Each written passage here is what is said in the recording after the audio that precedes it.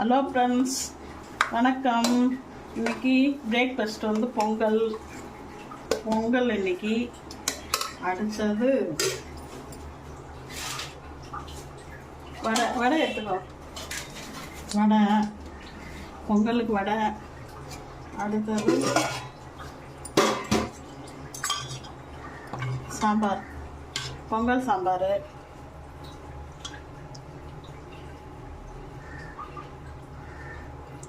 அடுத்தது பணியாரம். இன்னைக்கு காலைல பிரேக்ஃபாஸ்ட்டுக்கு இது அவ்வளோதான். மதியானம் லஞ்சுக்கு லஞ்சுக்கு வந்து வெள்ளை சாதம், முட்டை,